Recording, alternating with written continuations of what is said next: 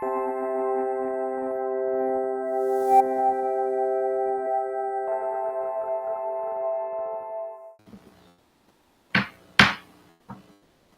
evening. Welcome to the November 14th meeting of the Yakima School Board. A couple of administrative things before we start.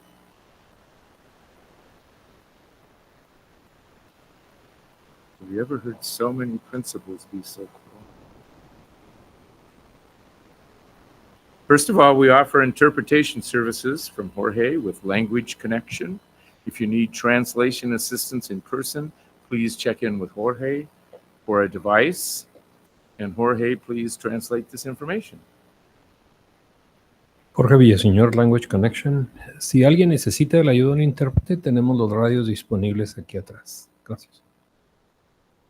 Gracias por tu ayuda. Live streaming. We provide live streaming for this meeting. The link can be found on our webpage under Board of Directors or by going directly to www.ysd7.org/board meetings. If you wish to make a public comment this evening, there are two options available for you. First option is for commenting on agenda items only. The second option, which comes towards the end of the meeting, is for all other topics. In order to speak tonight, you will need to sign two forms, a sign-in form and a guidelines form, and you may get those from the table out back. If you're interested in watching past meetings, you can find them on our web page's YSD YouTube channel.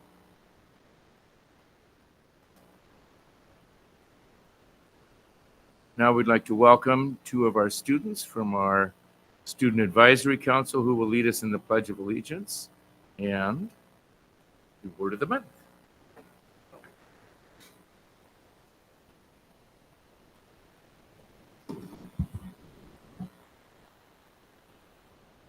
Ready, begin. I pledge allegiance to the flag of the United States of America and to the republic for which it stands, one nation, under God, indivisible, with liberty and justice for all.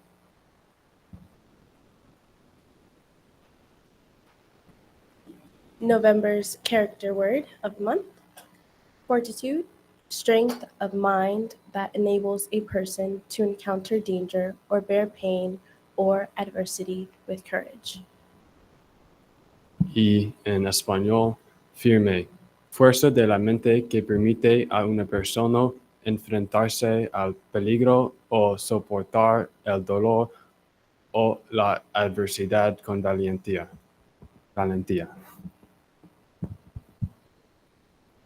Thank you. Would our students introduce yourselves and which school you go to, please?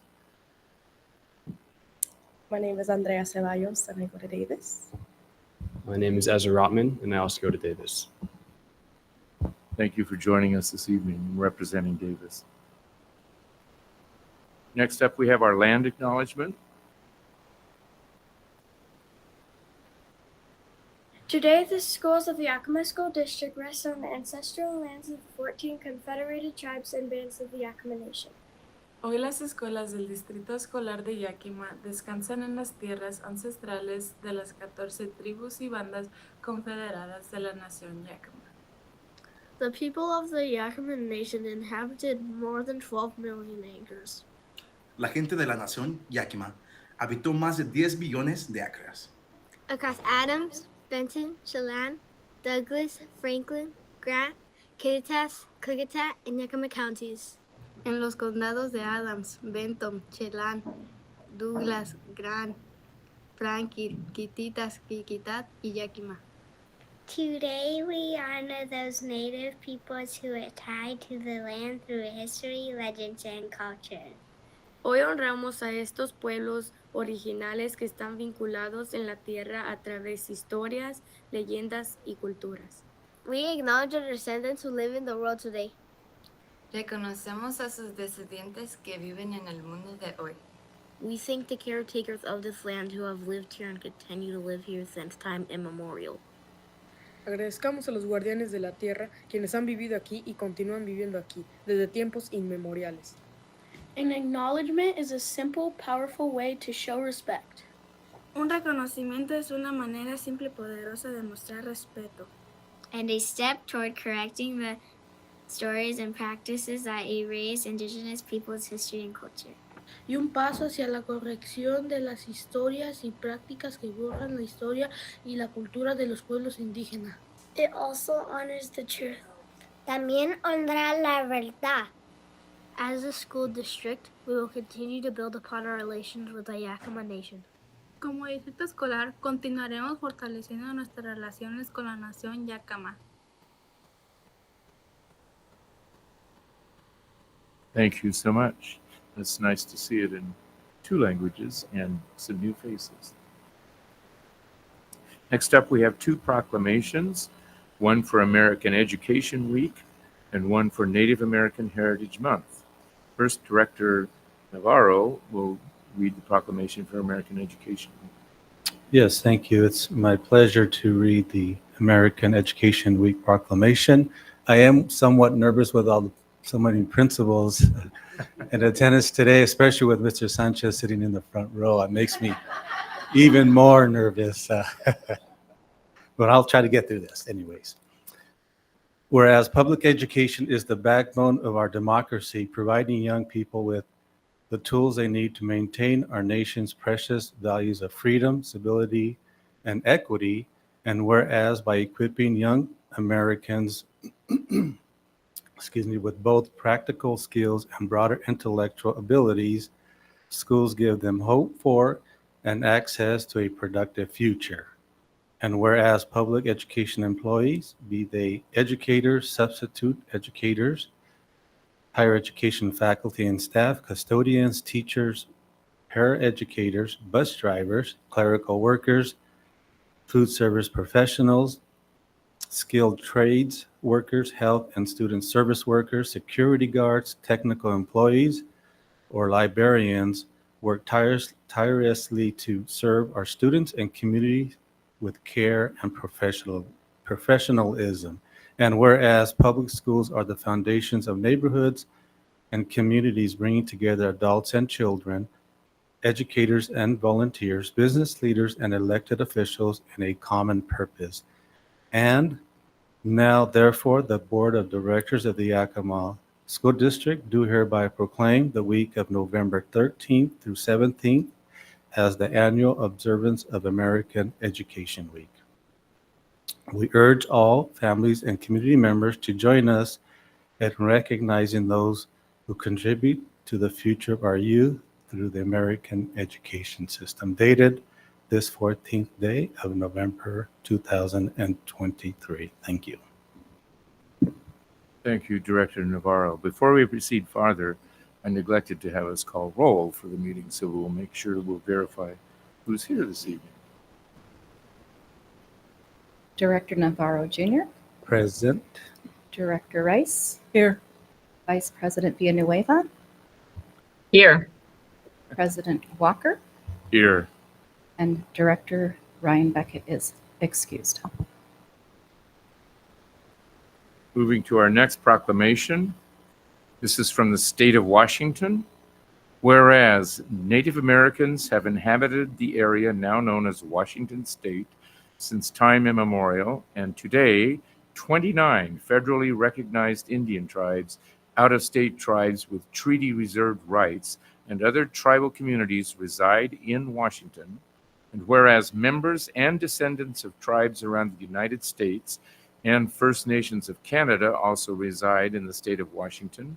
And whereas Native American contributions and values have shaped the social, political, environmental, and economic fabric of this state, while also enhancing freedom, prosperity, and cultural diversity. And whereas state law RCW 43.376 directs the governor and state agencies to establish government-to-government relationships with tribes in order to enhance and formalize working relationships with the tribes through collaboration and consultation. And whereas state law RCW 28A.3 20.170 mandates the teaching of tribal history, culture, and government in common schools, which will contribute greatly to improving schools' history curriculum and enhance awareness for a better cultural understanding. And whereas Substitute House Bill 1356, prohibiting the inappropriate use of Native American names, symbols, or images as public school mascots, logos, or team names, was signed into law on April 26, 2021, thus removing harmful stereotypes and barriers to racial equality, cultural awareness, and an equitable education. And whereas the state of Washington has designated the Friday immediately following the fourth Thursday in November as a state legal and school holiday known as Native American Heritage Day. And whereas Washington joins other states across the nation in celebrating Native American Heritage Month, honoring the unique heritage of this continent's first people and reaffirming the commitment to respect each tribe's sovereignty and cultural identity.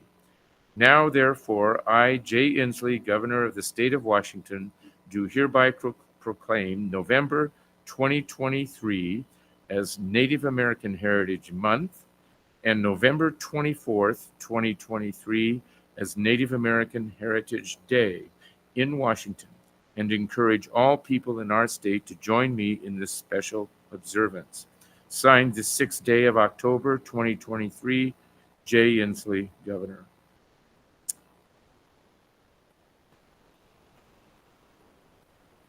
Next up, I'm sad to announce that we have had 3 members of the Yakima School District family, either current members or former members, pass away recently. So we'd like to take a moment of silence to honor the memories of Grace Ainsley Vickers, Richard Dick Cipolla, and Catherine Mary Dahlke.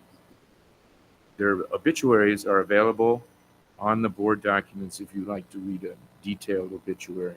Please join me in a moment of silence.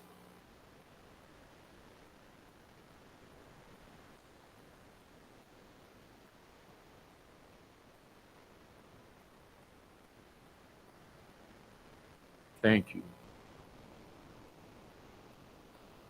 Next up on our agenda, we have a board report on the annual leadership and accountability report by Executive Directors of Leadership, Maria Lucero and Hector Mendez.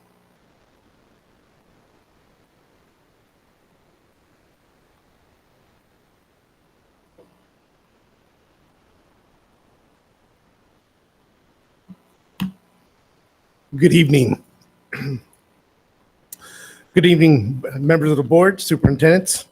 Thank you for this time for allowing us to update you on the leadership, principal leadership, and accountability tonight. My name is Hector Mendez. I'm the principal executive director of principal leadership and accountability, and this is Maria Lucero, who joined our team in July, who's also the principal leadership and accountability executive director. We thank you for giving us this time to share and update you about the role that we play as principal leaders. And as a reminder, you do have the slides right in front of you, all the slides, because we're only going to focus on a few of them tonight. So we'll take questions at the very end. So this graphic you see at the top here is not new to any of us, I hope. It's pretty familiar. And it's our YSD strategies for to achieve high quality teaching and learning. It presents how we are moving our system, our Yakima system, in the right direction towards the goals outlined in our district's strategic plan. Principal supervision, it's a clear lever it's one of the 3 levers, it's a clear lever for overall success. More importantly, I'm going to tell you, leadership matters. We see it here, and I appreciate our leaders being here. It matters so much that we identified it as one of our 3 levers. All the work in teaching and learning is tied to the three strategies that you see, and it's a vision that we work with our principals to guide their leadership as we are learning together. Our job is to grow our leaders, but also we want to learn in the same process. So it's important that we do that, but we want to remain focused on the end goal of achieving high quality teaching and learning, right, for all of our students.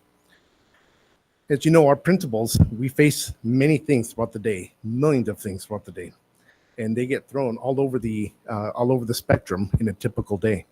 So referencing this graph as one of our 3 key strategies moving forward is of utmost importance in our position, because the right work, grounded in the right work and focus on the right work, is the work.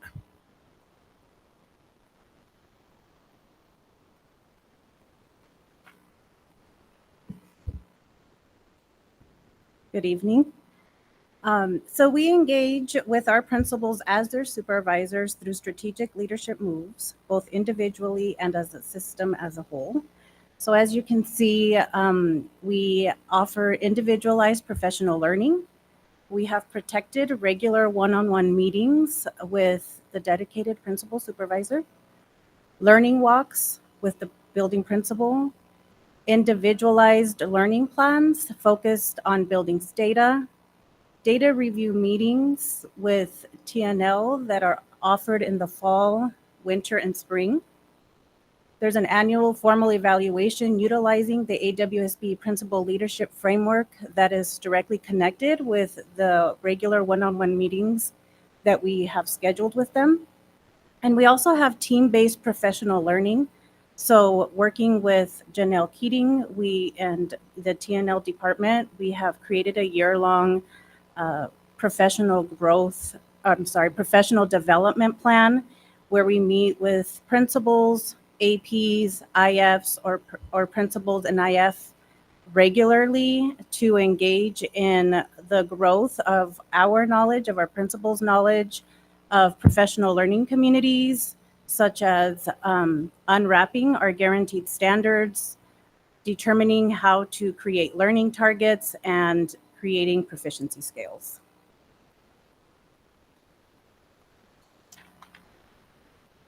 You see here is our principal retention update. So here's our 5-year turnover rates. We continue to monitor this data in the TNL department annually, as we know principal and leadership retention can have a profound impact on our success at all levels of the system.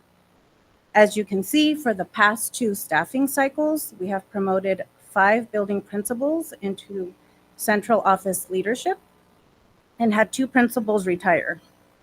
Overall, this is a better trend than the 5-year data you see at the top of the slide. I'm just going to draw your attention here to the first bar. And so you could see the building administrator's ethnicity percentage. So you can see that 87% of our principals are white and 13% are Hispanic, Latinx. And then I'll draw your attention to the last bar, which is representative of the ethnicity of our YSD students. So you can see there that 80% of our student population is Hispanic or Latinx. It's really important that students see leaders that they can personally identify. There's research that shows that students of color who see themselves represented in staffing are 13% more likely to graduate high school and 19% more likely to enroll in college than those who do not have staffing of color.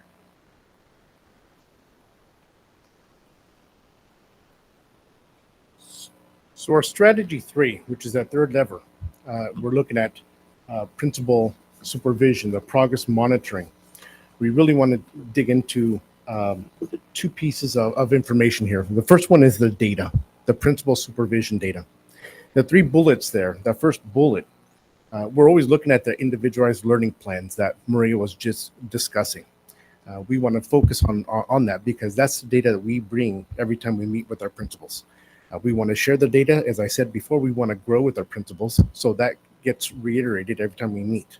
We want to collect that data. The second bullet there is a reduced, we really want to reduce our focus on management and operations. Unfortunately, we're in a business now where we want to make sure that we are supporting our leaders to grow our students, academically, socially, behaviorally, in all those areas. And so it's not to say that management and operations is not important, because that is, but that's not the most important at this time. So that's the data that we also collect. Also, we collect surveys throughout the year, mid-year, and also the end of year. And then we use that data to guide our conversations with our leaders throughout the year. We also look at student achievement data in those 5 bullet points you see there. So we do have 3 times a year, we meet with our principals and we review and analyze the data around literacy, math, and social emotional. In fact, the last time we did this was at the end of September of this year. That's where we started. And we'll do it again mid-year and at the end of the year. We also want to look at the data for our LAP program, Learning Assistance Program, make sure that we are growing our students because that does matter. And we want to see that growth rate at each school. The other pieces of data that we analyze and we review with our leaders include the Smarter Balance Assessment, the Washington Comprehensive Assessment of Science, the WCAS, as well as the WIDA, the Bilingual Assessment. Marie and I speak for both of us when I say we're proud to serve in this leadership role to support and grow alongside our leaders. And we are happy at this point to take any questions that you have for us. Questions? Board? I would just like to make one comment. I've had the opportunity this year and much of last year to visit a number of schools and be in a number of classrooms. And I'm impressed by what I'm seeing when you're just out in the field. I'm going to classrooms, I'm seeing teachers using really good teaching methods, having good classroom management skills, and the climate I'm seeing in schools is, on the surface anyway, there for a visit appears to be very positive. And so I'm just impressed with what we're doing and where we're going. And I just I'm so happy to see so many principals here and want to let you know that I certainly appreciate what you're doing. Thank you. Thank you for that. I do have a comment as well, and maybe I have questions, but maybe for another time. But I do want to celebrate, it's Education Week, and so just wanted to commend all you principals, educational leaders for all the work you do. I just don't, personally, I can't see how you can do all things and be all things, because you really are, right? You're teachers, you're leaders, you're data experts. Your disciplinarians, your PR people, your nurses, your doctors. The list goes on and on. So I just want to commend you for all the work that you do in the schools. And really the comment was that leadership matters. And I know indeed it does matter in the individual schools. So once again, thank you for all your work and that you do for students in Yakima. Thank you. First of all, thank you for the great presentation. There's some good data in there that we'll be able to use when we go and speak with legislators and such later on in the year. And to all of you in the audience, thank you for being here. Thank you for supporting your leaders as they work to make sure that the district is on the right track and that you're a big part of that team. So thank you all for everything that you do. Thank you. Any other questions or comments? Thank you so much. Next up, we have updates from members of the board.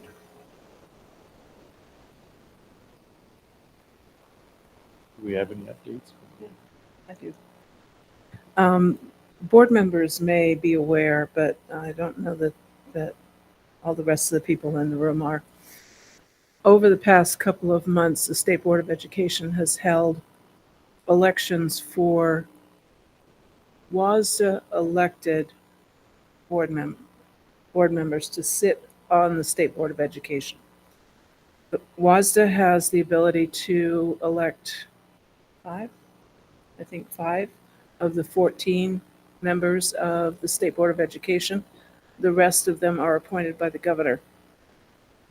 And so the East Side representative, and that's east of the Cascades, term limited out. They have two, they can hold 2 4-year terms. And so she reached the end of her 2 4-year terms. And there was an election held in September or early October, and none of the candidates reached 50% plus one. So the top 2 ran in a runoff, and I'm happy to report that the outgoing Kennewick School Board member, and as well as outgoing WASDA president, Ron Mabry, it will be our East Side School Board, State Board of Education representative. These guys know Ron. He's a great guy, and I know that he'll do very well. So if you know Ron or if you run into him, congratulate him. It's quite an honor to be elected by your peers into such a position. Thank you, Martha. Any other reports from the board? Okay. Just a quick one, Norm. Director Walker. Just a quick one. Want to recognize and congratulate Directors Navarro, Walker, and Rice for your re-election to the school board for next term. So congratulations. Thank you so much.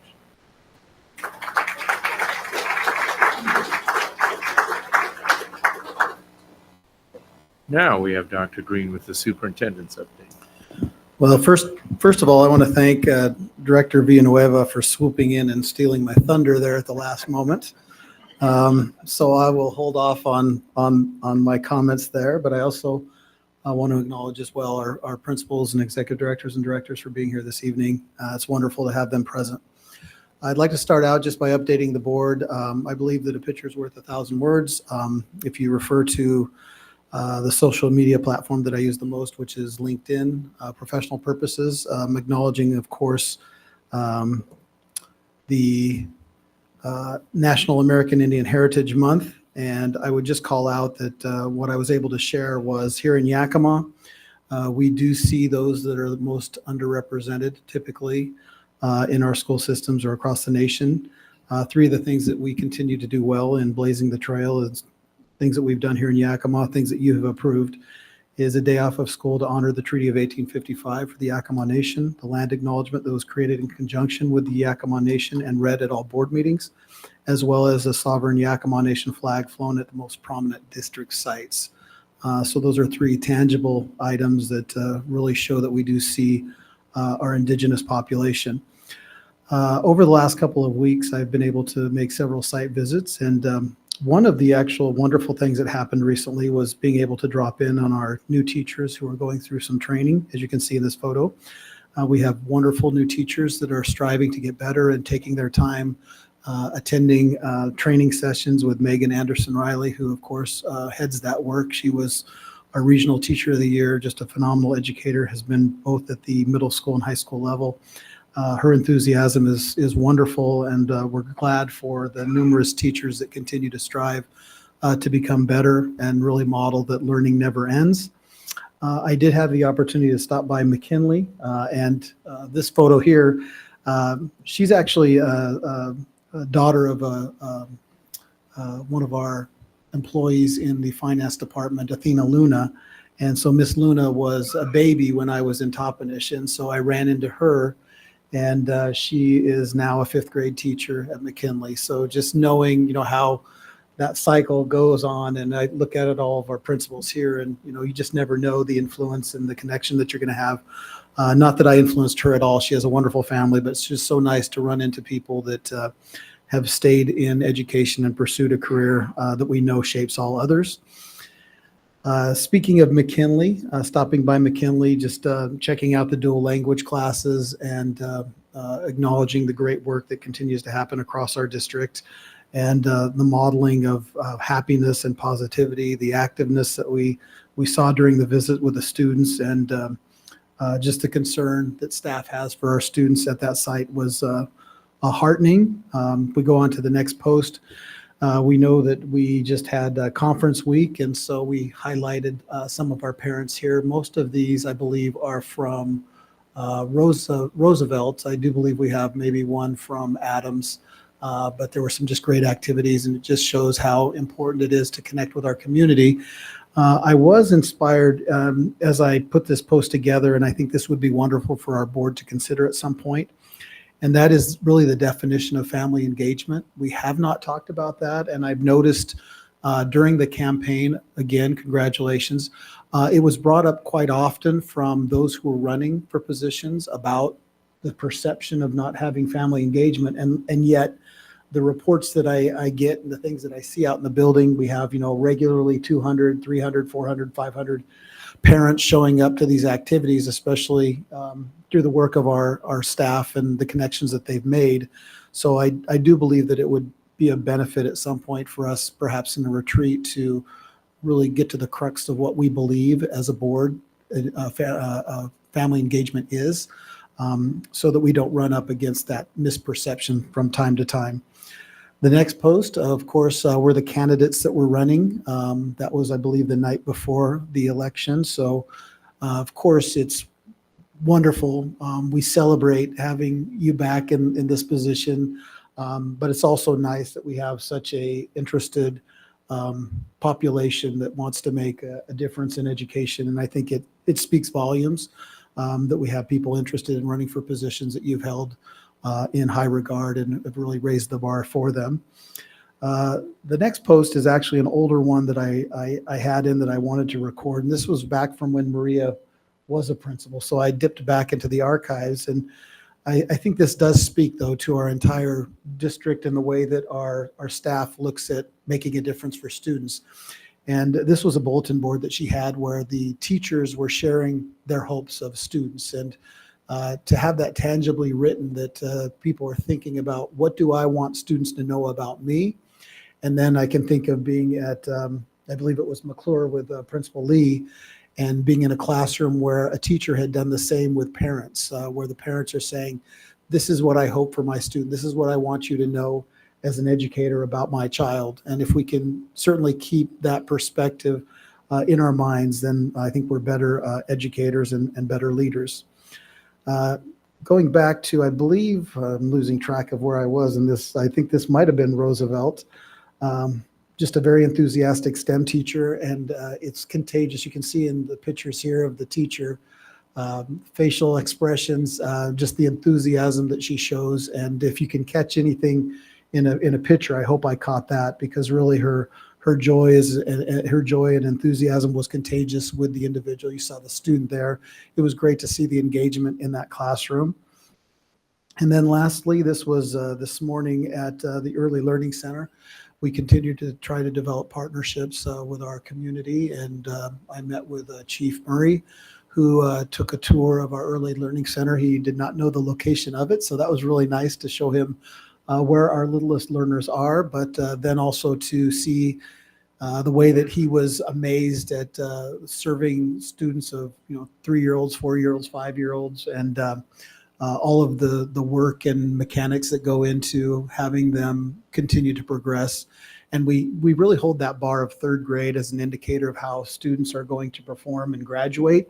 But we can really take that back to kindergarten if they're coming in kindergarten ready, and that's that tough work that really happens at that elementary level to get students up to achievement. So that kind of takes you through some of the events of the last couple of weeks. And I think the thing that I would like to underscore is these, if you found anything valuable and happy and uplifting in these photos, this is typically what we see every day out in our community with our leaders here, and the work that everybody does, even in an ancillary capacity, to make sure that our students are successful. Just one anecdotal item that I would share is we had a student that was dropped off, actually a bus that pulled up at Early Learning Center today, and the students got off and they were high-fiving the chief. And as I turned around, we were walking back in to go to a classroom, and I saw this hand reach out through about the 3rd or 4th window, and it was the bus driver holding a hat and said, I don't know whose hat this is. I think it's so-and-so's, but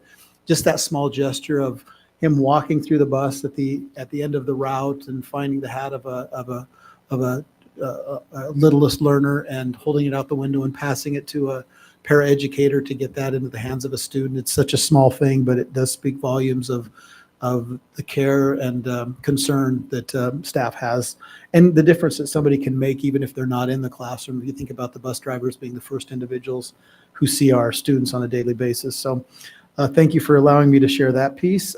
Just some other small items to share. We did have a workshop of empowering migrant families, which was on the 4th of November. I think I shared some photos of that in the previous board meeting. We had good attendance, but we would like to have even better. And I would just love to remind you that we have a second session. It's a workshop called Empowering Families for Success, and that will be on December 7th at Adams Elementary at 5:30. And I believe this is one of our district-wide sessions for our migrant families. Last couple of items, we do have the Washington State School Directors Association annual conference this week. A couple of you will be in attendance, and we do have a couple of students, one currently, I don't know where our other one took off to, but bathroom. We won't say that, we'll just let her come back. We do have 3 students, 2 from Davis and 1 from Eisenhower, who will actually give a session at WASDA. So they'll be in front of all of our school directors and superintendents. And the wonderful thing about this session, which is on student voice, and they gave this session at the AWSP conference in June, WASA conference in Spokane, is that our students actually start the presentation and speak for about 90% of the time. So it's truly a student voice presentation using our students in the capacity of change that they've made in our district. So they shackle me to the corner and then they release me for about the last 5 minutes to make any comments that I can and try to bring just a superintendent perspective to that session. So I'm really excited about it. I've never been to a session where you have students present at either AWSP, WASA, or WASDA. So I think it'll go over really well, and we're thankful that you are getting up at 5 in the morning on a Saturday to get there to Bellevue and make that presentation. So thank you for that. And then the last update I'd just like to share is I'd like to thank Barb Fiskus for her tremendous work. If you look around this room, she's continued to update a lot of our photos. We're in the final stages, not complete yet, but I think we have so many up right now that we can't pretend that we haven't renewed some of our photos. And she's being very cognizant of, even though we have the Eisenhower here, we have a Davis here, Eisenhower, we got another Davis one going up here, but we have all types of representation of our students. And I know that that's not an easy thing to do with so many opinions. So I did want to thank Barb for updating how our building looks and the way that we come across and the way that we honor our students. So thank you, Barb. With that, I'll pass it back to President Walker. Thank you, Dr. Green. At this point, we have 2 reports from our financial manager, Mr. Jake Cooper. As Mr. Cooper is going to the podium, I would just also like to inform the board that our principals and directors and executive directors may excuse themselves after Mr. Cooper's presentation. So if there's a mass exodus, it wasn't because of anything that was said. So thank you. Or maybe it was. Good evening, everybody. My presentation will be brief, approximately 2.5 hours long. So those of you who know me know that I like to have a sense of humor, and I'm rather jovial most of the times. This will not be one of those presentations. So I'm going to frame it up that way for you. This will be about leadership and moving forward with all of you. That's why you're here, is to listen to me give a presentation. There will be nothing earth-shattering this evening, but there will be some numbers that you will find maybe potentially rather poignant just in their size and what we may have to overcome as a system. So to frame it up, this is about the 6th time I've had to do major budget reductions in my career. I will tell you, each time has not been fun. It requires, again, hard work, leadership, and there will be changes to how we deliver service and the program in Yakima School District. That I cannot change. So what you'll have this evening is you'll have the year-end presentation, from 2022-23, which is why we're doing it right now in November, is that the fiscal year end is closed. We have year-end data and fresh enrollment data from October and November, which launches us into fiscal year 2023-24, and then, of course, 2024-25. Front row, John. So to that end, we'll go through the deck. Board members, Graciela, if you have any questions, please feel free to stop me. Principals, we can chat later. So.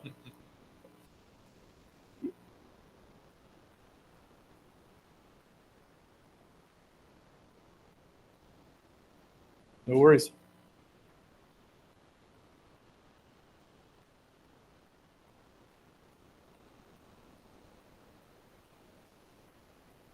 Oh.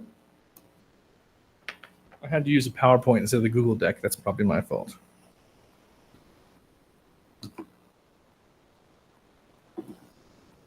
Thank you. So this slide is a summary of all 4 funds. What I'd like to point out to the board that is different, and this is why we're having an update now, is when the budget was adopted and provided to you in July and then adoption in August, we have new fund balance figures, fresh enrollment, and then I'll demonstrate where we ended year end. I had first estimated the ending fund balance for fiscal year 2022 to be close to 30 million. Our cash balance was right around 27 and a half. However, we had very large accruals or expenditures at year end, which I will get into as the presentation goes. So the fund balance before you is just under 24 million. To put it in perspective, that is approximately 7.8%, which of course is in compliance with the board's 5% minimum fund balance reserve. So, but to point out, in this deck, in this slide in particular, of course, is the fund balance that was less than projected beginning for fiscal year end 22, which puts us in a different budgetary position. So we'll get to that. Tonight, I'll be focusing on the general fund predominantly. The other funds are important too, but not this evening. We're going to be focused on the operating fund, in particular, the general fund. We use those terms interchangeably throughout. This is a comparison of 2021-22, which is in my world, you operate in 3 fiscal years at any time: the audit year, the current year, and the budget year. So I have about 36 months worth of books to look at any time, and we're looking backwards and forwards. Hopefully, we're doing a good job with the current year we're operating. So just to put in perspective, 3 years at any time, we're open for audit and, of course, our financial management. This provides you just a basic comparison of 2021-22, which seems like such long ago. 2022-23. Basically, this slide just demonstrates the amount of ESSER we used and a slight increase of state and local funding, both on the authorized levy and then the changes in apportionment. So nothing spectacular here I want you to focus your attention on, just a normal growth and increase in our overall revenue from year to year. And what I'd like you to point out on this slide in particular, I talked to you about the fund balance. So please look at that large blue bar in August of this fiscal year. So what you see before you is a three fiscal year trend. Apologies. With 21-22 being in the green and 22-23, the budget is in the black column. And then, of course, that light blue or teal. No buckskin in this slide deck, thankfully. The teal in this case, you see that large expenditure in August of 2022-23, the fiscal year. We had very large accruals, which means we had year-end expenditures that we charged back to the current fiscal year that were actually undertaken in September and October. Most of which were the timing of our back-to-school days. So when we do them late in August and we miss the payroll timeline for August, we push those expenditures back into August from an accounting standpoint, but they actually occurred in September and October, if that makes sense. So in this regard, it's a larger than anticipated accrual that drove your fund balance down. Of course, what you'll see happen is that we'll be able to recapture those funds or cash in October or November as the reimbursements come through from the state. So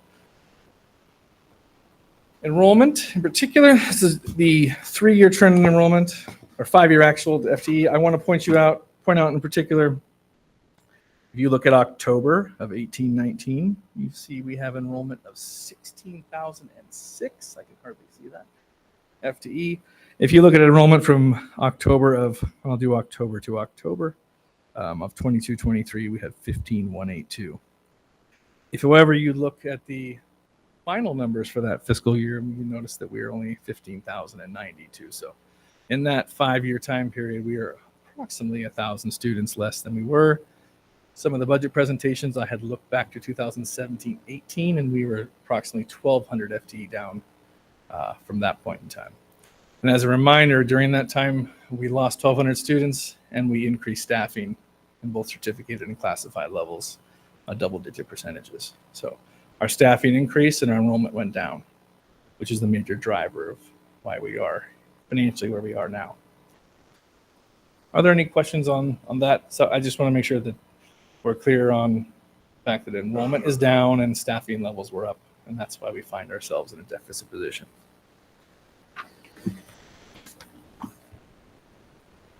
Cash flow. Cash is very important. You'll see and you know throughout the meetings we have on a monthly basis that I often point the board to cash, because cash is a very simple bellwether to your current financial position, but on a monthly and year-end basis. You will hear me when I talk about our budget reductions later and cash flow and liquidity. What I'm really talking about in that case is the trough that you see basically from the months of December to March, or that beginning of April. School districts have a cash flow that's fairly predictable because we get taxes 2 times a year, October and February. And that can spread over 2 months depending upon how the weekends fall, believe it or not. But as you can see, when I talk about the trough, I am talking about that lowest cash flow. And those are the times when fund balance of a certain percentage is needed to make sure that we have enough cash to be able to pay our bills, which we do during that low cash period. Not that we are going to go negative, but at the same time, as our fund balance lowers, we get closer and closer to having, very small amount of money in that trough for a few months, which makes us have to monitor our cash flow rather closely. Correct, Susan Fate? So when you hear me talk about liquidity and cash, I mostly will be focused on that 3 or 4 month period, 4 or 5 month period between October and March, where our cash is at its lowest. Yes, sir. Well, this is the wrap of the 2022-23 ESSER. You can see at this point in time, all the ESSER funds were fully encumbered. And by the end of fiscal year 22-23, that large remaining encumbrance, by the way, is the Discovery Early Learning Center, which we'll be waiting on for final billing and installation once everything is complete. The learning loss funds, the ESSER 3, those are now fully expended. Those were funds allocated to learning loss. Predominantly, we use those funds for curriculum purchases and professional development and one-time expenditures to move our teaching and learning department forward as much as possible, along with, of course, all our buildings. Where did we end the year and what percentages? So what you see before you, though colorful, is rather really bland when it comes to what you're seeing. What I like to do in a budget this large, just to ground everybody, the operating budget is about $300 million. A 1% variance in that is $3 million for simple math. So if I'm 99% right, I still could be $3 million wrong. Okay. The best way I have found to explain a large budget of this size and magnitude is basically to look at where your cash and or fund balance begins and ends, because those are the 2 biggest drivers. Instead of taking you through every up and down in the expenditures, because there's a lot in a budget year, I often will take the major budget drivers, which we'll get to, and I will show you what I believe the puts and takes to be the budget. But first, we need to figure out where we end in the fiscal year. Just under $24 million, as discussed. Fund balance in this case is measured as a percentage of actual expenditures. The board requires a 5% unreserved fund balance unless they give authorization to go lower than that for compliance on your executive limitations. in this case, superintendent is in compliance, so we have a 7.9% fund balance. Predominantly, you'll see the fund balance is made up of several reserves, so restricted for carryover. I'll take you over. That is for grants that are grants and other awards that have been awarded yet not fully expended. Restricted for skill center. Those are funds that have been accumulating for years, as we are the fiduciary for the skill center, and so those funds are obligated to the skill center, and if they so choose to use them, they could. Self-insurance, that is exactly what it says. It's a restriction for self-insurance. We are self-insured in a portion of our operations. And then reserve for debt service, as you know or may recall, we have an annual non-voted debt payment to the tune of $630,000 that we have to execute annually. I believe we have 4 or 5 more years on the payment, and then we'll be fully paid off, and then no longer be a payment out of the general fund for debt service. So as everything shakes out, you can see we meet the minimum fund balance requirements. Sorry, apologies. I got to turn the hard copy. So the unreserved fund balance is at 5.27%, which meets the board requirements, and total fund balance of 7.9. Are there any questions? So this is how the fund balance is laid out for the auditors, and of course you to review as well. I have found this to be the most transparent way to do it, and of course it follows all accounting standards, which is important to me, but may not be important to all my guests. So is there any questions on where we ended the fiscal year and where our funds are reserved? And are you good, Martha, on the fund balance? Okay. Now this is where things start to get interesting. So we just went over 2022-23. So right now, I said that we operate in 3 fiscal years. I'm taking you through 3 fiscal years as well. So the audit year we just covered, in the close year, 2022-23. We are currently in 2023-24 when we have an adopted budget. So as the enrollment has come in and the fiscal books have closed, that now gives my staff and myself some clarity on where we're going to end fiscal year 2023-24. Student enrollment was less than projected, and that's $2 million because I also had enrollment greater than projection in some areas. So Running Start was above projection, CTE and special ed all above projection. Basic ed, brick and mortar, particularly at 11th and 12th grade, I over projected, so I missed the enrollment there. So we are approximately, after all said and done, as I pushed it through all the apportionment models, we were about $2 million less than I anticipated when we adopted the budget.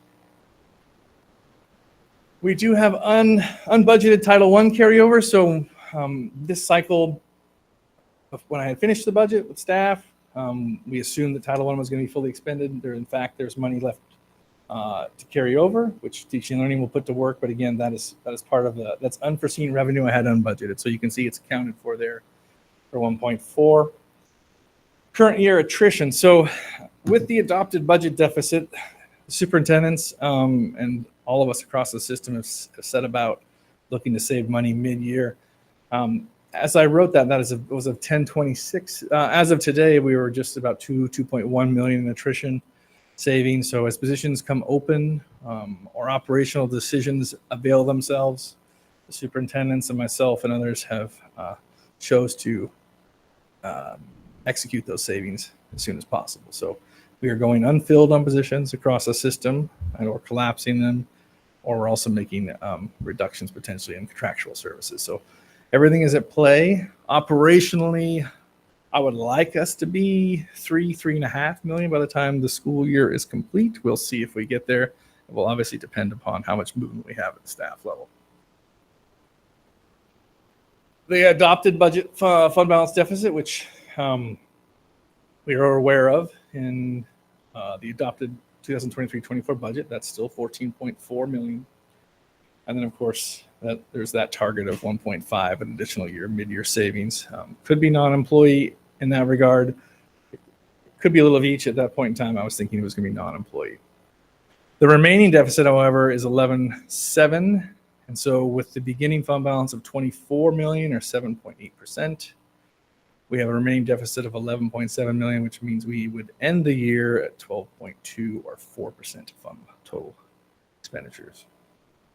So to put it in perspective, 2023, 24, and those 2 fiscal years, we will have expended our fund balance from approximately 30 million down to 12. So we are utilizing our reserves. That was what they're meant for. They're meant to transition you from one budget year to the next, provide for unforeseen circumstances and one-time expenditures, which is what it's doing. However, at 12.2 million or 4% is too low for the CFO's liking and too low for your board standards. So we have some work to do.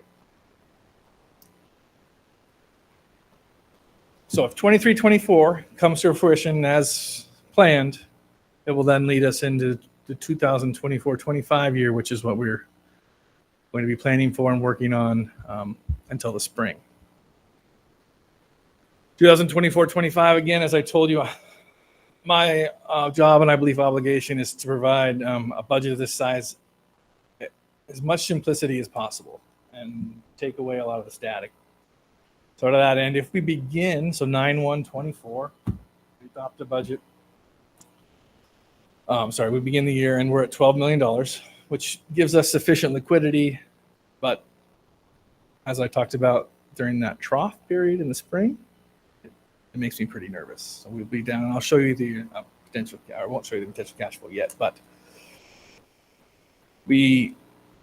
of course, if we do not do anything, I want to point out, if we start the year at 12.2 and we do not make reductions, we will have no money left.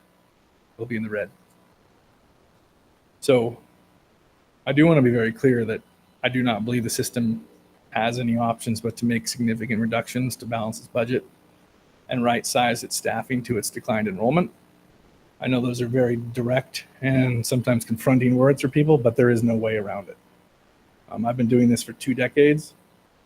I've managed billions of dollars, and I know when I personally professionally know when it's time to reduce the system. And what I have heard and been told is Yakima has not done significant budget reductions for many, many years. And so that is something that under our current leadership, we must do. So to that end, I like to tell you what I know now as of today, so that if you're the CFO or you had to be the CFO, which is an enjoyable job sometimes, I like to make sure you know exactly. And John Kavanaugh's here, the president of YEA, and John and I talk just like this behind closed doors or here. I try to be honest with whoever is in the room and transparent. So I like to show my work like every good math student. So at 12.2 million, the cost of negotiated increases, those are the known costs of negotiated increases. So to get that number, of course, we go through the current and settled labor agreements, determine what the percentage of wage increases are for each unit, and I'm able to calculate what's known. I do know there is unknown and unsettled labor agreements that potentially will raise that up slightly.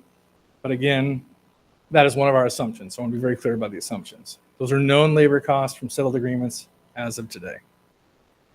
The 2.5 million for an cost of the estimated IPD and COLA, that's the 3.9% that's currently being modeled and was in last session's bill. I do not know if that IPD is going to remain. So if there's an IPD of that amount, it will have an unfunded local cost of $2.5 million. So the state covers the other portion. However, not all of us are funded by the legislature in full, and not all positions are funded. So when a COLA comes through, there's an unfunded cost to the local taxpayers, in this case, our local levy. And for fiscal year 24-25, that would be $2.5 million. Inflation. One only knows what inflation is going to do, but one would be foolhardy not to assume that it's going to continue in some form or fashion. I'm modeling a small amount of inflation. I'll say most of that will be eaten up by our insurance. Our liability insurance increases as they have been running double digit, 20+%. And then of course, any inflation around utility or other basic needs, fuel, etc. So on a $300 million budget with 15% approximately being non-employee costs, the $1 million is not really that aggressive when it comes to an inflationary hedge. The remaining deficit that's carried forward from the prior year, remember we had up 14.4 million from before. Some of that's going to come down. Obviously, any attrition savings we have, we're going to lower that number. But in the end, we're still carry forward a big deficit from the prior year because we have not ameliorated all that. So with a deficit of 12.6, I believe that's 6. That leaves us increased cost or loss of revenue of 17.3 million. So those are some of the expenditures and headwinds we have on that side of the ledger. On the positive side of the ledger, we have a levy in February. If the levy is to be passed and replaced, it's a 4-year expiring measure and a replacement measure. It would generate $5 million over a calendar year. However, when it's a fiscal year, we only collect half and half. So we get approximately half of that, in this case, 52% roughly, then 47 the following year. So about 2.6 million in fresh levy revenue if the levy moves forward. And then being the optimistic educator that I am, I know you're thinking, why is that budget reduction actually an increase in revenue or savings? In that case, I'm making it a savings. So you can see that the projected budget deficit will be $20 million at a minimum for fiscal year 24-25. I say at a minimum because what you don't see on there yet, and I am fine tuning because, is enrollment. So enrollment is, I have run it through the models a few times, is projected to decline. I also know that when you add decline in enrollment on top of a budget deficit, it makes things even worse. So I am both intellectually and professionally trying to figure out where to draw that line of how aggressive I am with the decline in enrollment, because that will only add to our budget deficit. At the same token, I don't want to under project the decline in enrollment because then we'll have bigger issues. We'll have overstaffed and overspent, and our deficit would drop lower. So I just want to be very honest with folks that I am right now running those enrollment models heavily in a few different ways because I have built several over the years back and forth. But that will also be part. Now, the other thing that is not in that picture is what the legislature is going to do or not do. So you'll hear me talk about wild cards. That's a wild card. I don't know. If I had all the answers, well, I'd be really wealthy if I had all the answers. But if I had all the answers, it'd be easy. So the legislature comes in, it's the first year of the biennium, which means it's a long session. And they're likely not done until April 20th, 25th, usually that third week of April, the legislature will have signed a die. Which means that we will be making these decisions without perfect information. So I want to talk a little bit about the timing. So this is coming to you now for you to all start to digest. We have meetings scheduled, and Superintendent may want to talk about that a little bit when we conclude. But that'll give you an opportunity to talk to myself and all the superintendents and their leadership about what you may think your program or your building may need to look like or want to look like during budget reductions. I'll be honest with you, it'll be input, but there will be a lot of moving parts of what's going to happen. And budget reductions have become more difficult as my career has gone on because the state also puts in compliance requirements in certain areas. So K3 is an example. Historically, I would have been able to raise class size K3 and save funds there. Really, you're not incentivized to do that anymore because you are funded at 17-1. And so reducing K3 is kind of off the table. We also have physical, social, and emotional support, which is a large now compliance model.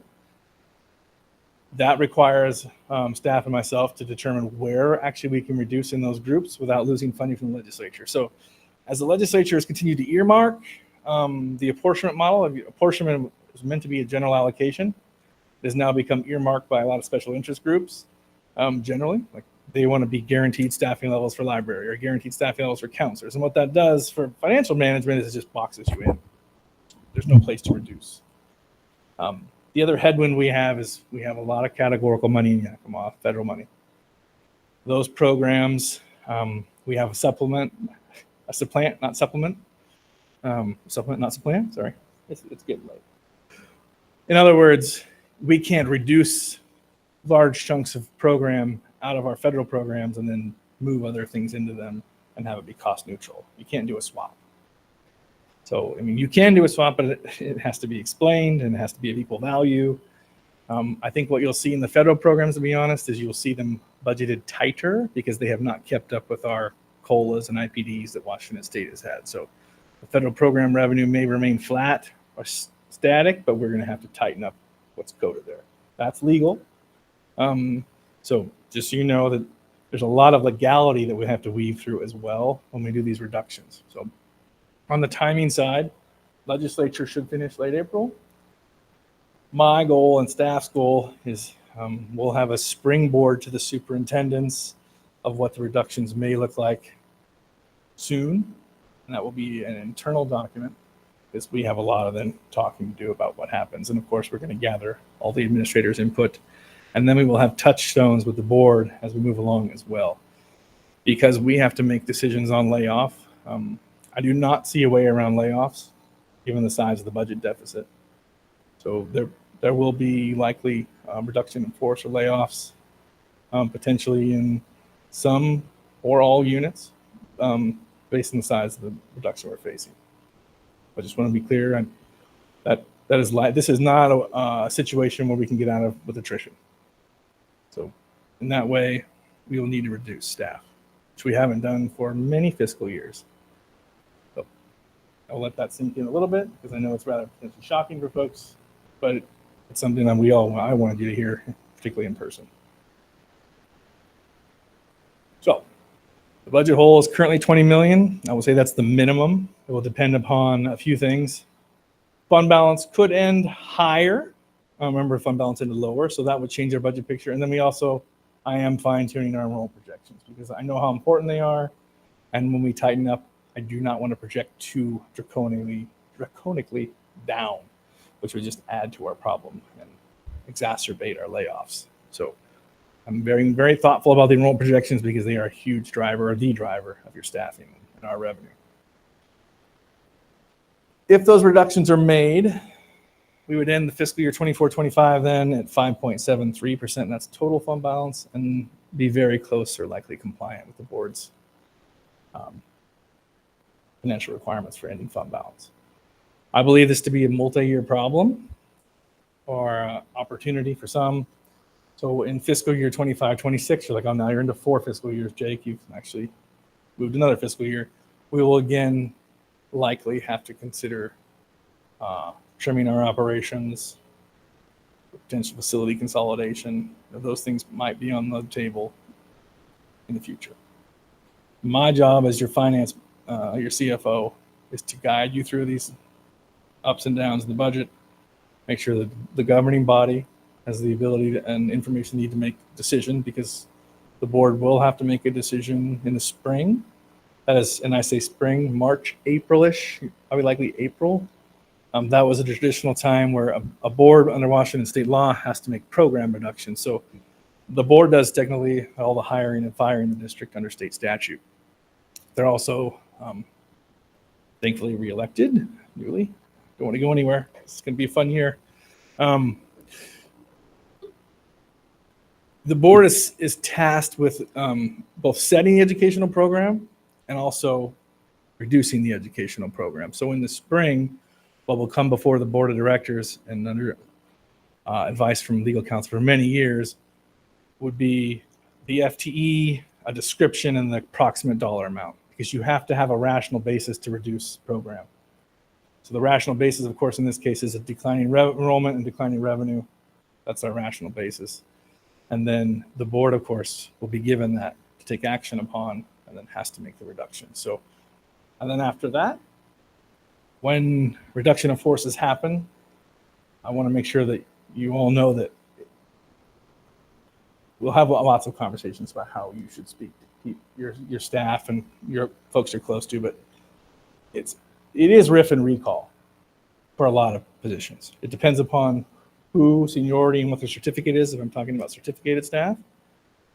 But we'll get down that road, so you'll be armed with language like that. So, this is going to be very emotional for principals in particular as you move through this process. And you're not alone. Done this, unfortunately, too many times. But be wary of the language. Your language will be very important as you move forward, particularly when you have young staff that have not been through this and are new to education and new to their first job, right? So that's some of the softer stuff we'll work on later. So that's the budget deficit we're facing for 24-25. That's the tentative timeline. Of course, there's will be a lot of work in between now and when it comes to the board of directors. And but again, rather somber, but we have to right our financial ship and regain our solvency and stability. So again, if you heard me say at the podium before, I like to be boring and predictable. This is not boring and predictable, right? We need to get back to stasis and some stability, and we'll get there, but it will take a couple of fiscal years to do it. Anything else? I'm going to SWOT as well. So briefly on the SWOT, for fiscal year end, current fund balance complies with board policy, continue to align with resources of strategic plan. Obviously, the weaknesses we've discussed kind of ad nauseum, our enrollment decline, gap in federal, state and federal level, particularly for special education. ESSER is gone. Nearly 90 million is fully expended before the timeline is up, which is good. And we'll see on one-time items. But again, those funds will be fully expended once Discovery Early Learning is complete. Opportunities, we continue to fine-tune our staffing, and so our finance and HR, teaching and learning, we did a huge amount of work, as we talked about during our last few budget presentations, on creating systems that would actually allow us to do this work we're about to do, and in a way that provides us some finite capabilities. So we have systems in place now for staffing and enrollment that would allow us to make thoughtful decisions throughout the organization. Potential capital measures, that's on the horizon as well. I put the legislative session as an opportunity and a threat because I think they're both, right? Depends on how the laws are written and if you're a winner or a loser in that session, because we've been both. But again, that's another one of the threats. And that's the deck. So that's the year-end summary, the look into the current 2023-24 year, where we're at now, and where we need to go in 2024-25. So welcome to my 3 years. Are there any questions on the board of directors? Now then, I do have another presentation. Want to go ahead, Trent? I don't think we have any questions at this time. Thank you. I have a comment. I have a comment, and it may turn into a question. Word has it that there are 3 districts in the state that are going into receivership. Is that the word? Yeah, they could, or binding conditions first. Yes, binding conditions. So currently we have 3 that are in binding conditions, all in Whatcom County. And there are rumored to be another 8 to 10 that may be in binding conditions by the end of the year. So I'm glad you called that out because I was going to. So what we're facing, this declining enrollment, is something that is statewide. Last number I heard was 45,000 plus in the state. And if you looked at our numbers on, I believe it was slide 5, when he compared the October to October count, if you look at those comparison years, when we were going through the pandemic, there was obviously that time where enrollment declined, but we didn't know what it was going to look like coming out of the pandemic. So this supposition that was a statewide supposition that enrollment would come back actually has not come to fruition. And that's where we find ourselves down in those numbers. So rather than make cuts that were not necessary at the time, because again, the belief statewide was people were going to come back, actually turned out to be the opposite. So when you're looking at the additions that we made in focusing on that achievement opportunity after the pandemic, and it's kind of why we're in this state, but we're certainly not alone, and we're in a much better situation than many districts that are around in the area. And as I look out at our leadership here, knowing that we have, I think the saying is smooth waters do not good sailors make.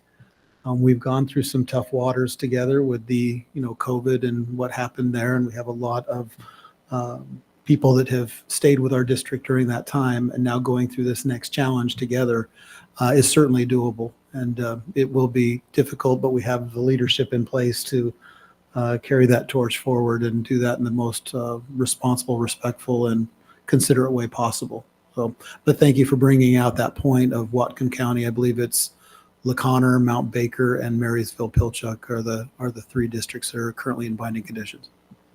And what is involved with binding conditions? Do you know?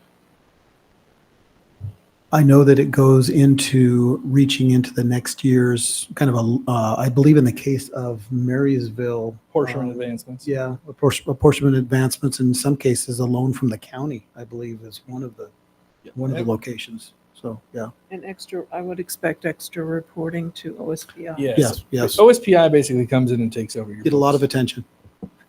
So OSPI would come in, and I know this because when I was on the west side, Kent was going through the school district at the same for quite a few years.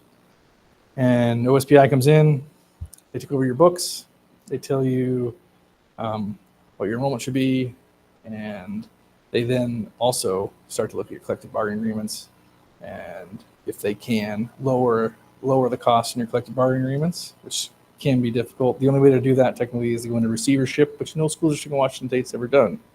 The only public bankruptcy we've had in Washington State from an agency, I believe, was the Wenatchee Convention Center. That was one of the few. That's the only public agency bankruptcy I'm aware of. And the school district in Washington State, even though technically we could file for bankruptcy because we're a nonprofit corporation or a municipal corporation, nobody's ever done it. And I do not plan on being the first. I don't mind being a trailblazer, but that is something I'm not going to do. Now, but those are all very interesting. We are not there, nor will we get there. But yeah, it is a very interesting place for districts to be. I would expect if the number gets up to 8, 10, 12, 15, whatever it gets up to,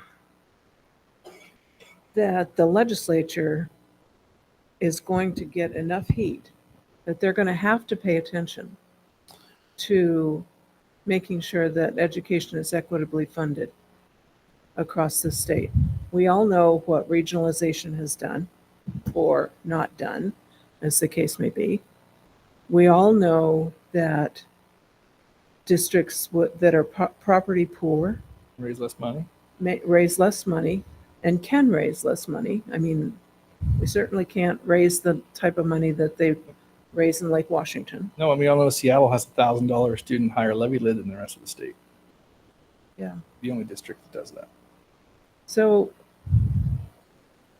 the last attempt that the state had for trying to balance out educational funding was 10 years ago, longer than that, when they came in with the 17. God, time flies. I know. When they came in with the McCleary. I lost it. The what? McCleary? Or Yeah. Well, at the time of McCleary, they also came up with a prototypical school model, which is not prototypical. Well, no, and it's not equitable. My colleagues at the time, a few of them were on the committee, and they knew the new McCleary formula was basically a crosswalk, the old one. It was just putting a per student or prototypical model. And then over time, the legislature has changed the drivers in that model up or down. But to be very transparent, the new funding model was the old one, just transported over into it. They took the per thousand, as we used to be funded by, and then put in a prototypical model. But there was no new money in the model when they first crosswalked it. So we're still living with relics of past. 1977. Yep. So if the legislature isn't going to pay attention to what school districts are going through, they're going to get stuck with another lawsuit from school districts asking or demanding that they actually pony up and appropriately fund public education in accordance with the Constitution. It's a battle we've been fighting for a long time. Yeah. And I think large or small, I got a call from a small Eastern Washington school district the other day that they're about ready to go bankrupt and they don't know what to do because they have 300 kids and they lost 30. Yeah. So that's happening all around us. So. Director Rice, you mentioned the three districts going into binding conditions, and the legislature will have to take notice at some point. Dan Steele, who's the government relations expert at WASA, Washington Association of School Administrators, was in town about a month ago speaking to superintendents, and I specifically asked him if the legislature was taking notice of the 3 districts in binding conditions. And at that point, the answer was not really. Now, when we're talking about another 8 or 10, I do think you're correct in that that's not something that can be overlooked. Even having 3 at this point is well beyond what we've ever seen in Washington State with districts going into binding conditions. So it will be very telling to see what happens in the future. And there are many concessions that are being made in some other districts. So I also had a conversation with a superintendent just north of Seattle who shared with me that, they have their largest bargaining unit deferring salary increases for 2 years as a part of this process to help balance the budget and not have the attrition that they would otherwise,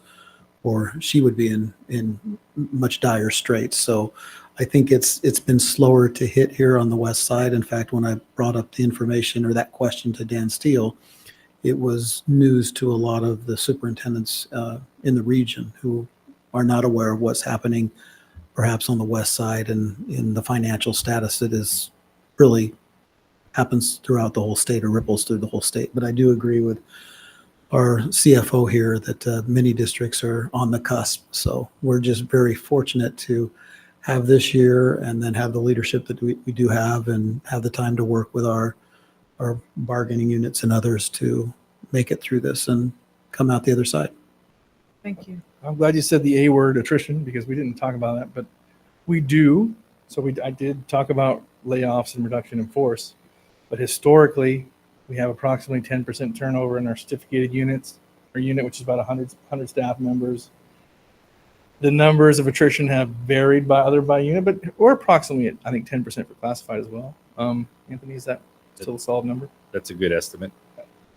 So to put in perspective, that's approximately 180-ish staff, 170-ish staff that will naturally turn over through attrition. So retirement, new jobs, resignations, etc. So that will obviously be part of what we do, a big part of it, but it will not be all of it. So, but I would be remiss not to talk about attrition. So it's not all layoff, all reduction in force. There's natural attrition that occurs every year. The people make different decisions in life, or they're at their end of their career and it's time for them to retire. So that will obviously be part of our staffing levels. Thank you, Anthony. Barb, would you mind loading the next deck? It will be much quicker. I have a question, or a comment rather. Hi, Graciela. Hi. Well, it's clear that, we're going to have some tough decisions to make as a board and as a district in the coming year. And so, it's pretty clear that we're likely are not able to avoid doing reductions in force of some kind. I would encourage the board and the district to consider coming up with, maybe it's a set of guiding principles or something that will help guide that decision-making process, and starting with the board especially. And so specifically to the board, I would encourage us to tighten our belts first, and certainly recognizing that the board budget is quite small when you look at the overall budget. However, it does send the message that it does set the tone for the overall work that needs to happen in reducing the budget. So maybe it's our travel budget. Maybe we aren't doing out-of-state travel in the coming year. And again, it's not a significant amount, but it sets the right tone for all of the work that needs to happen. And then secondary to that, then looking at district operations, is there opportunity for efficiency and automation, and maybe using artificial intelligence and safe and smart ways to look at ways to save and staff in central operations. And my intent with that, all of the positions in education are really critical and important to success. But those going back to those guiding principles, I'd like us to be able to do everything we can before we get to the point of having to look at positions that are student facing. And so starting with the board, tightening the belt, and again, just from a visibility and setting the tone standpoint, I think that's going to be important. And then looking at district operations before we jump into those student facing positions that might be impacted. And so Certainly understand that we likely will not be able to avoid making some changes to student-facing positions. But I think if we have a graduated approach in that way, I think it sets the right tone that we're doing everything we can to limit the impact as much as possible to those student-facing roles. I appreciate that, Graciela. Is that I have a saying that all those crumbs make a cake. So any budgetary savings that can be had, whether it be at the board level or throughout the system, are always helpful when it comes to the bottom line. So I do appreciate that. Yes, I do have a lot of questions, but there's some I need to think about a little bit Yes. more. But I do have just a few here that I like to it's just kind of like on top of my mind here. One is where did the students go, right? Are they just disappearing? Like I'm reading all over the place, or just like poof and they're no longer exist? Or the pandemic, I know counts for some of it, but we're how many years past pandemic, right? So I'm just wondering what's happening. What's the reason for the decrease in enrollment? Where are these kids going? Where are these students going? And who's leaving? So those are kind of quite, you don't have to answer it now. Well, We may not have that. I think briefly is, Yes. as I've talked about, 1,300 students, cohorts leaving your system, our system, 11th, 12th grade as they go out. Our kindergarten class this year was under 1,000. So you do that 3-4 years in a row, you're up to 1,200 student decline. And so I would say most of the decline I am seeing in the numbers is from lower inbound K, which means lower birth rate, which is really has been seen in Washington State and across the nation, but a lot. And then we also, I don't have the data, statewide, the state lost students to homeschool. I don't know how much that's happened here, but I would say, Raymond, the biggest driver is lower birth rate and basically child generation rates.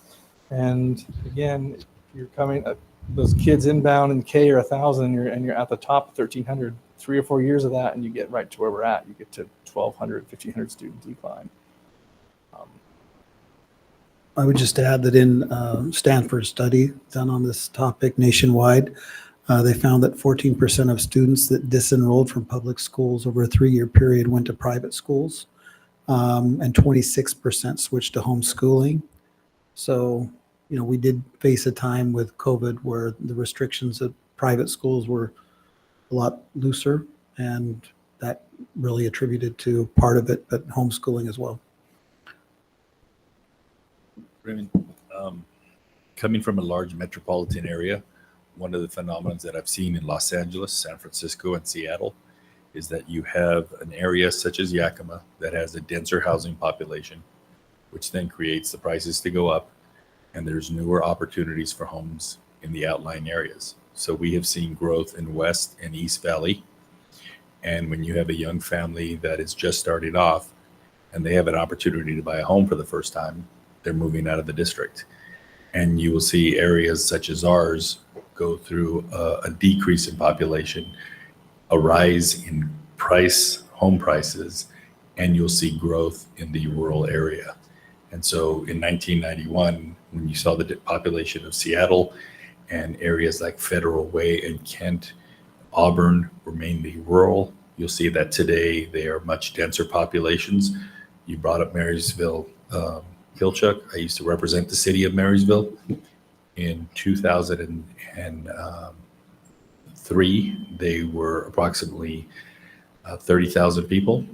And by 2017, they were close to 60,000 people. And so those individuals are leaving the urban area to move to what used to be rural, and now they are a densely populated suburban area. And that is something that's happening here, and we'd be foolish to not recognize that nor continue to anticipate that for the future. That's where the children are also going. Valid point. Thank you, Anthony. Also, on page 4 of the PowerPoint presentation, I'm just need help understanding the August expenditure. Yep. It looks like it's, did we overexpend by, was it 75? It, How can I interpret that? that we did not overexpend the budget in its totality. Okay, for that month we did. In though, that right? month, That's for August. I'm because talking we- about August, the Yep. last far right column. Yep. Yes. Okay. Because we have 9 optional days in our IEA agreement. Those are worked at different times, in some cases by different staff members. So we have a big chunk come in at that end of August, and sometimes they trickle in over that period. So it depends on, because a day is about, what, 700,000, 750, $750,000 for a day, roughly. So when you have 3 or 4 days in there, that swings your money quite. And the other reason we also, I think we had a draw. Did we have a Discovery capital payment as well? Yeah, we also had a capital payment outbound for Discovery Early Learning. So that is what caused the increased expenditures. Thank you for. Yep. Okay. It depends on when school starts every year.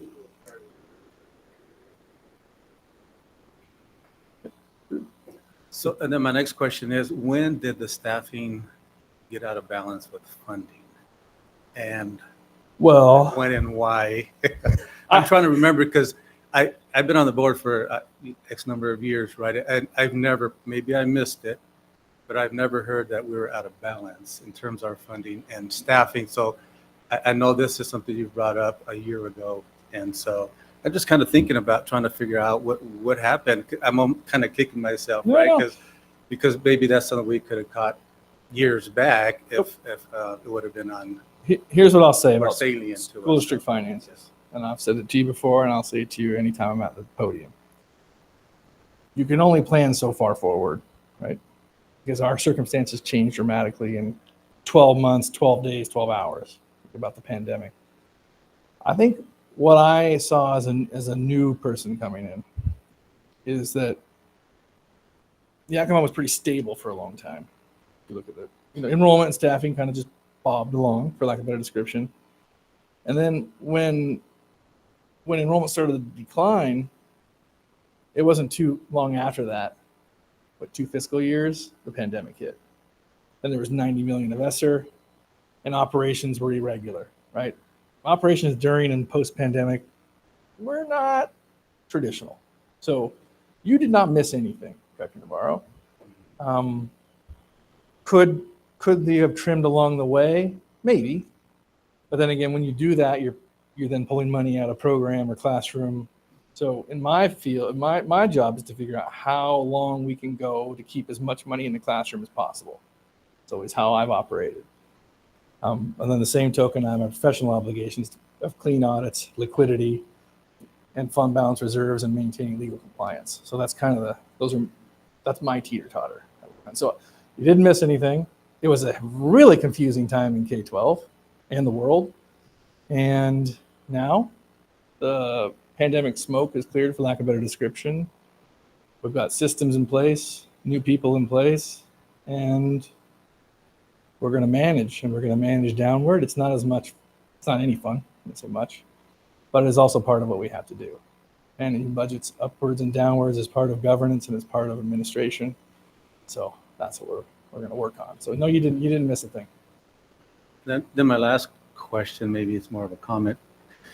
You said the 2 words, right, that cause like these ripple effects is significant reduction. So when we hear that word, right, it does cause some major concerns. So for me as a board member, my concern is how do we maintain a level of quality of education for those students that are enrolled right in our school district and that are here now.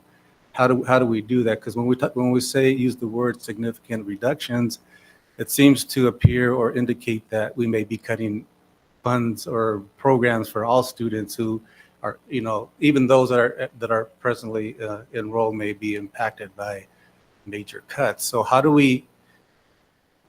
So those are discussions I think we'll have to have here in the future. So I just wanted to make that comment is where I know the board is really, really focused and committed to continuing to provide that quality education to all the students that are currently enrolled in the school district and make a minimal impact. I know there's going to be an impact, on services, but if we get the funding and staffing at the same level, there shouldn't. That's Right, we're there- trying to get back to stasis. Yes, there Steady shouldn't state. be any reduction in quality or in services to those students that are currently enrolled. So I'm just kind of tossing that around in my mind as well, so.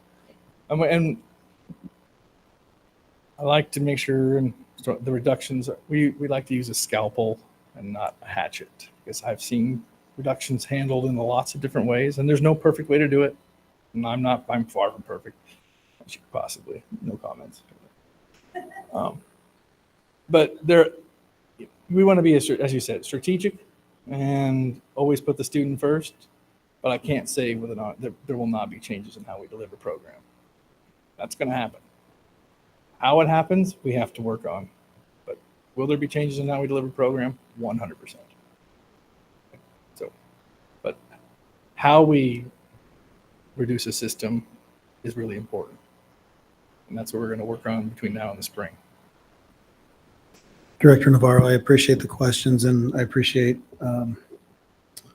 Mr. Cooper, your comments, and I think that he really summed things up when you haven't missed anything, and there's a reason that other districts are kind of going through the same process, and we're actually in a more fortuitous position than many others because of the way that we have managed things. But when you also talk about, will we be able to do this and not have a reduction of services, what I'm hearing you say and what I would affirm is there will be a change. And right now, when we talk about a reduction of enrollment over the last several years, we've been able to maintain a level where, in fact, the services were probably more than what most districts supply. For example, we increased counselors a couple of years ago, and we're well above what other districts do because we've invested in that as a decision that we've made collectively, right? So if we now come back to a level where, we're in line with what the state would dictate, which we all know is not where we want to be anyway, then certainly we will have a different quality of experience. But that's why we are having the conversations or have them scheduled with our principals here and are taking input, because we know of the differentiated needs that we have as leaders in our different buildings and communities, and collectively we need that input, but also recognize that some of those decisions may not totally be in the hands of the building level leaders, but it's important to take all of that into account. So I appreciate the directness of Mr. Cooper in providing the clarity, but also in not over-promising at a time like this. Superintendent. We will go briefly to so what I will go through quickly is then we have a September, October normal monthly financial update that we do every meeting. So there will be no earth-shattering news or budget deficits discussed, and this is just our traditional vanilla monthly presentation. So I'll go through it in my usual breakneck speed, because I know I have some guests in the audience. So this is for September and October. So state law requires that the board get a budget status report for every month of the fiscal year. You don't do it every month of the fiscal year because it takes you 3 months approximately to close the books in a school district this large. So in November-ish, end of October of each year, the board often gets 2 months in one. And so attached to your board packet are both the required by law budget status reports. However, this is a combined financial summary of September and October. What I'd like to point out here is the enrollment numbers briefly. So you can see, as we talked about, 18-19. If you look at October, we're at 15,941. We're just over 15,000 for October in the current fiscal year. So there's 900 students in that snapshot. Again, when we were building the budget and the budget projection, we looked at 2017-18 going forward as another 5-year trend. So that's where we get that 1,200 number. So if you see us, or you hear us banting numbers about, and you're like, "What? That's 1,000, not 1,200." Just stop us, and we'll re-anchor our reference point. But that's just for your edification. Around 1,000 FTE. Enrollments on the uptick. Rejections, as I said, it was about 300 initially, and then we're going to be close to 200 this last P23, which is not reflected. But we will be close to 200 below projection, and then moving forward. If you look at September and October expenditures, budget to actual, can see that the actuals, of course, as we talked about, those large accruals in August. So, September is light and August was heavy. So as you can see how that, I want to make sure that the board knew, you can kind of see your expenditures flowing through by the month. So accruals in August charged back to August, and then September was below budget. And then October was slightly above. October, I believe we fund the annual VIVA contribution in October in one lump sum, which is a couple $1 million additional. So there's additional large expenditures in October. See, just slightly above budget. And then you can see how the future months are honored out. Cash. Okay. So, talked about the trough. I do want you to look at your 2023-24 cash. The lowest point I have projected is just around $6 million in January and February. So to put it in perspective, as I talked about, the operating budget is $300 million. 1% mistake is $3 million. 2% mistake is $6 million. So it doesn't take long for us to be in the red. We are not going to do that. My office and myself are monitoring cash and making sure our revenue and grant claims are timely so that our cash flow stays slightly above projection. But you can see what cash did in September. So large accruals, and then we didn't have a big grant claim in August. And then in September, we had a grant claim and we have another one. That's October's numbers in October. So cash is about $4 million below projection now. That should rise above projection slowly. And then I do anticipate, and what I will be watching most diligently is, again, that period between November to March or the 1st of April. That's our trough. We'll be watching the cash flow closely during that time period. But we will remain solvent and pay our bills, and then we will manage downward accordingly. That's MSOCs. Again, we talked about the accrual. We had some curriculum accruals in that month as well. So you can see it's September. That's partly why our supplies were higher than budgeted. We talked about ESSER 3, again, fully encumbered or expended. So the school district should pat itself on the back. And obviously, we're thankful for one-time federal funding, even though it was an outgrowth of a pandemic. It allowed the school district to do a lot of meaningful one-time expenditures that I think move the organization forward significantly. Same with learning loss, fully expended. As we talked about, the 20% set aside. And do we have any questions? Okay. I only think I have one more thing. More presentation. No questions from the board. Any questions?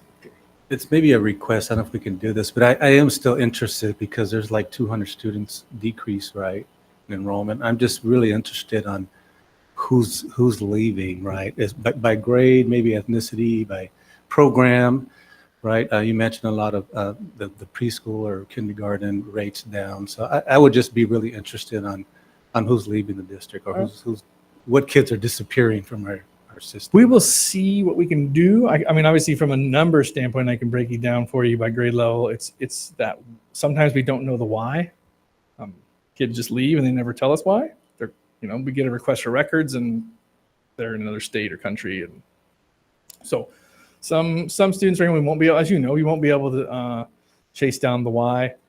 However, we can definitely do a numerical analysis and see if there's any trends. We'll have to have the discussion on the why, because there's a lot of whys that there, we could yes. come up with, right? I mean, from the pandemic to some of the political hot topics that occurred during the pandemic, right? Parent rights, family engagement, and mask or no mask, and all that type of stuff that we went through, right? That really had an impact on whether parents decided to return to school. So I think there's a lot of why there that we can probably discuss, because I think it does impact policy when we, as the board develops policy or reviews policy, that during this last year, during the campaign, I got a lot of feedback from parents on why they're not coming back to schools and some of the challenges that parents are facing and kids are facing in schools and so forth and so on. So that's a good discussion I think the board can have here in the future in terms of the why and possible impact on policy. Agree. Thank you. Any other question or comment from the board? Just one comment. I'd like to just thank you for the transparency. I think it's never easy to hear hard news, but it's better to hear it early and have the time to deal with it. And the other thing I'd like to just make a comment is for all of us, when we're having discussions in our schools, as our principals, as our leaders, teachers, our staff, I hope that people won't panic. But one way to approach it, it may seem oversimplistic, but when we talk about reducing, we can talk about what are things that we need and what are wants. And sometimes if we just use that simple categorization, sometimes we can look at a tough reduction and say, do I really need that? Or is that something I really like and I want it? But I think that's part of the hard discussion, is separating the needs from the wants so that we're really focused on what do our kids need and delivering that the best we can. So thank you.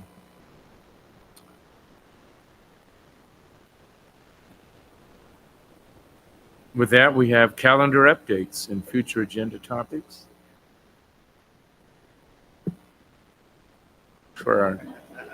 Okay. It's the Exodus. The Exodus, yes. Okay, we'll take a couple minute break here.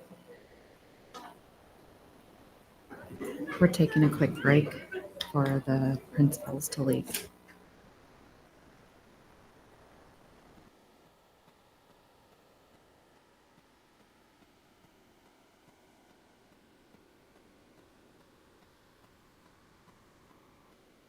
We'll see you Saturday. Yeah, she'll be there. Take care. Okay, let's reconvene. We just have a couple items and then we should be through the agenda.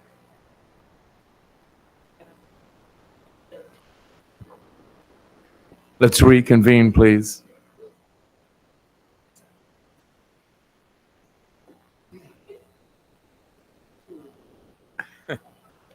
First up.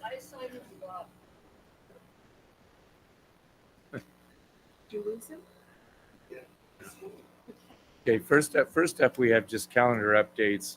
I don't know that just be sure to pay attention to that and see that there's anything in there that is of interest to you. I'd like to point out, like Dr. Green did, that there are a number of family events that are available, a number of cultural events, musical events. So check that out.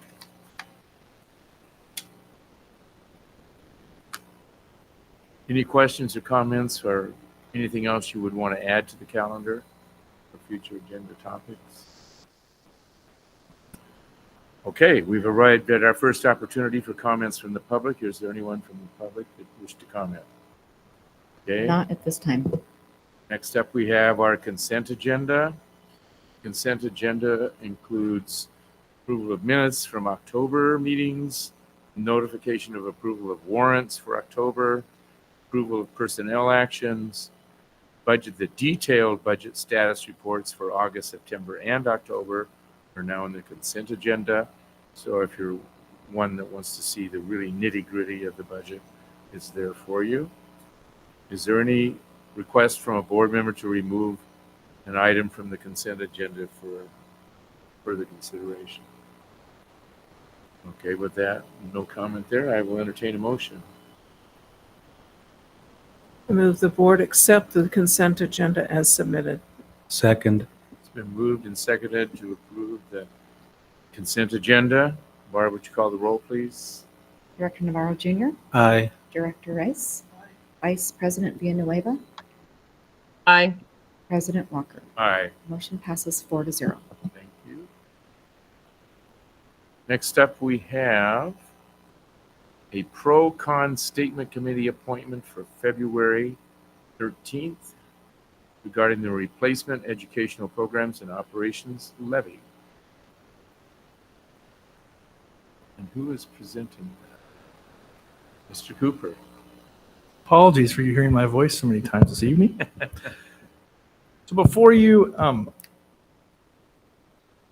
the last, I don't know, few elections, it's been required that, interestingly enough, school districts have to solicit a pro and a con for their ballot measure. Historically, under state statute, districts had an option to be under the in the voter's pamphlet or not, because there is a cost to be in the voter's pamphlet in every county. You have to pay for the printing and distribution, etc. Some school districts forewent voters' pamphlets and were somewhat occasionally accused by their constituents of not being transparent because they weren't in the pamphlet. So what the legislature did is they decided to eliminate that latitude for school districts and require us to solicit a pro-con for each of our ballot measures, and then of course be in and pay for the ballot or the voters pamphlet. So there's rough guidelines from the state. There's not really there, just that it has to be done.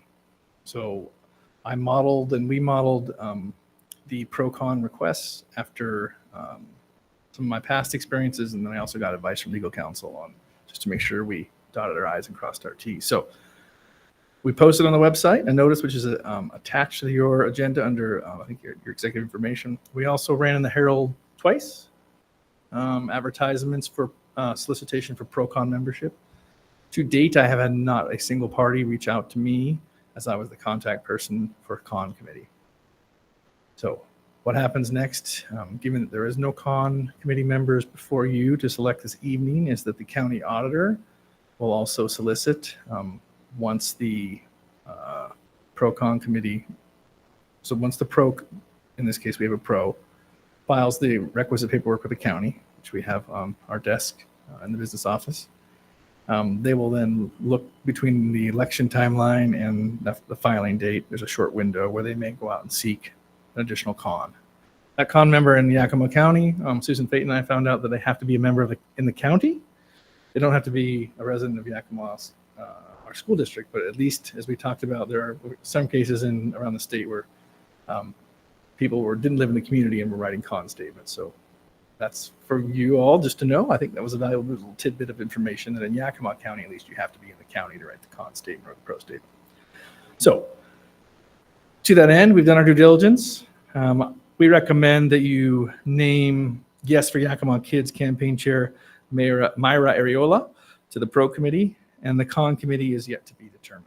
As I just talked about, the county then has to see if they can find additional con committee. So I would recommend adoption and action on this motion before you so that we can have the pro committee fill out the requisite paperwork, and then they will begin constructing the verbiage for the voters pamphlet.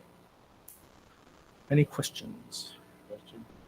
Do I hear a motion? I do have a quick question. Yeah. Would it be appropriate to get a little bit of background information on Myra Ariola? Is she a parent? Is she? Yep. Kirsten? I can give you a little bit of Okay. information about Sure. Myra. She's a parent. She has students at Adams Elementary, has been very active there, well connected, especially with our Hispanic community. Has a business in the town? Yep. Anything else to add, Kirsten? Is she other than- insurance? What is she doing?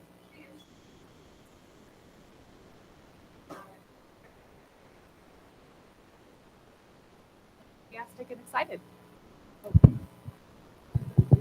Right in time. Oh, sorry, Graciela, you couldn't hear that. Myra Areola, our chairperson of Yes for Yakima Kids, has a local business in the community. She's very active in many different areas of the community and volunteers often. She is a parent at Adams, as Dr. Green mentioned, and is very enthusiastic in influencing the Latinx community here in our Yakima School District boundary. What's that? Oh yeah, she's a graduate of Yakima. Oops. And she is a graduate of the Yakima School District. Thank you for that. Can I hear a motion? I move that the Board of Directors approve the following individual for the Yes for Yakima Kids campaign.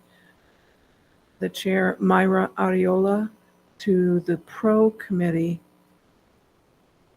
and assign the Con Committee to be determined for Resolution